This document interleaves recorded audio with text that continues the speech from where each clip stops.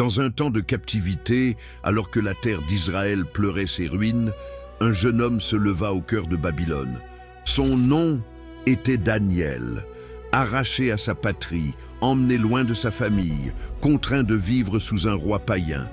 Pourtant, il décida dans son cœur de ne pas se souiller. Daniel résolut de ne pas se souiller par les mets du roi, ni par le vin dont le roi buvait. Ce choix allait tout changer.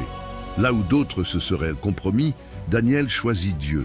Il ne leva pas l'épée, mais son intégrité devint son arme. Babylone brillait d'or et de puissance.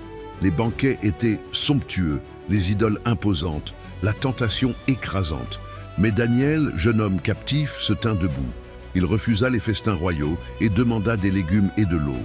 10 jours plus tard, il était plus fort et plus saint que tous les autres. Son intégrité le distingua, et Dieu lui donna sagesse, intelligence et révélation.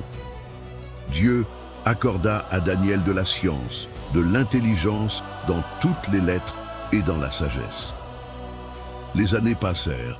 Daniel gravit les échelons dans le royaume, mais plus Dieu l'élevait, plus les ennemis cherchaient à le faire tomber. Un jour, alors que le roi Darius gouvernait, des hommes jaloux cherchèrent une faille dans la vie de Daniel, mais ils n'en trouvèrent aucune.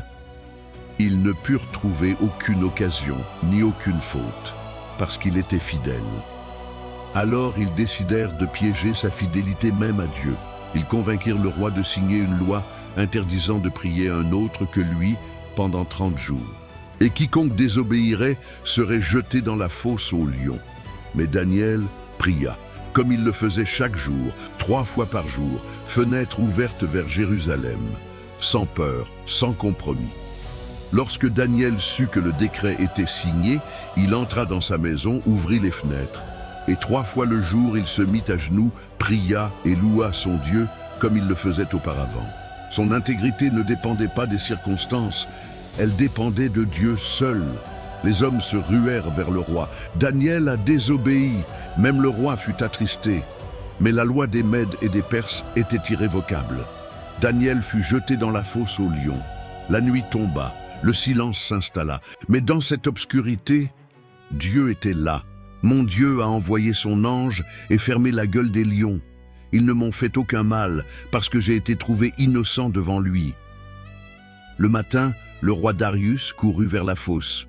Daniel, serviteur du Dieu vivant, ton Dieu, que tu sers avec persévérance, a-t-il pu te délivrer des lions?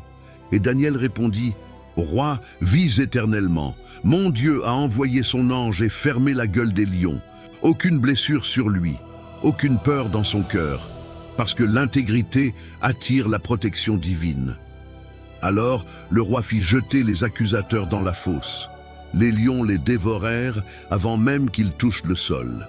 Et le roi publia un décret dans tout le royaume. Le Dieu de Daniel est le Dieu vivant, éternel, qui sauve et délivre. Daniel prospéra dans tout le royaume. Regarde bien. Daniel n'était pas roi, il n'avait pas d'armée, mais il avait une intégrité inébranlable.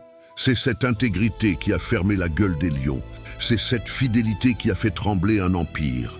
Et toi, si Dieu regarde ta vie aujourd'hui, que dirait-il de toi? Ton intégrité peut te sauver, protéger ta maison et faire éclater sa gloire. Si ce message t'a parlé, abonne-toi à la chaîne pour ne rien manquer de cette série sur le mystère de l'intégrité.